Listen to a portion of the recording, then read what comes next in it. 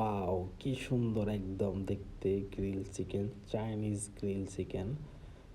তো hello everyone, কেমন আছেন সবাই? আশা করি সবাই ভালো আছেন। দেখতেই পাচ্ছেন আমি কি সুন্দর করে আজকে চিকেন গুলা একদম রেডি করেছি। তো এটা কীভাবে রান্না করলাম সেটা আপনাদের দেখাবো এখন। দেখতেই পাচ্ছেন ফার্স্ট টাইমে চিকেনগুলো আমি সুন্দর করে ম্যারিনেট করে নিয়েছিলাম। এখন চিকেনগুলোকে আমাকে ফ্রাই করতে হবে, তার জন্য একটু আমাকে সময় নিয়ে আস্তে আস্তে ফ্রাই করতে হবে। আর এটা হচ্ছে চাইনিজদের গ্রিল চিকেন, তো ওরা বেশি সস বেশি পছন্দ করে না। তবে কিছু সস আছে যেগুলো একটু দিলেই অনেক ফ্লেভার এবং অনেক টেস্ট। কারণ বেশি মশলা দিলে যে টেস্ট হবে বা ফ্লেভার হবে, চিকেনটা লবণ বা মশলাগুলো ঢুকবে না, সেটা ভুল কথা। কারণ কিছু কিছু মশলা আছে যেগুলো মানে ফাঁকি মশলা, এগুলো ইউজ করলেই দেখা যাচ্ছে যে চিকেনটার ফ্লেভারটা চেঞ্জ হয়ে যায় আর অটোমেটিক মাংসর টেস্টও চলে আসে। তো যেহেতু চাইনিজ ফ্রাই চিকেন, তো এত মশলা পছন্দ করে না ওরা। আর ওদের যে মশলা, এটা অনেক ফ্লেভার, চিকেনের একদম হাড্ডি পর্যন্ত ফ্লেভারটা বা এই টেস্টটা চলে যায়। তো যারা প্রতিনিয়ত আমার ভিডিওগুলো দেখেন তাদেরকে অসংখ্য অসংখ্য ধন্যবাদ। দেখে সুন্দর গঠনমূলক কমেন্ট করবেন। তো দেখতে থাকুন আমার চাইনিজ গ্রিল চিকেন আমি কীভাবে রেডি করি। তো চিকেনটা মোটামুটি হয়ে গেছে। এখন আমাকে সুন্দর করে এখানে চাইনিজ একটা চিলি আছে পাউডার, সেটা আমাকে দিতে হবে।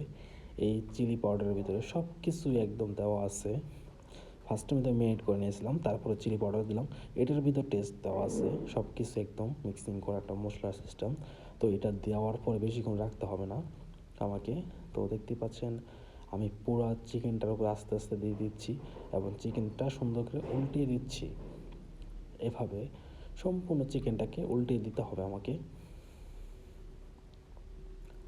তো আপনারা দেখতে থাকুন আমার ভিডিওগুলো এবং অবশ্যই জিভে পানি চলে আসবে, কারণ লুকটা কিন্তু অস্থির। লাস্ট দেখতেই পাবেন। তো দেখতে এসেছেন আমি সুন্দর করে উল্টে দিতেছি এবং ভালো করে ফ্রাই করতে হবে।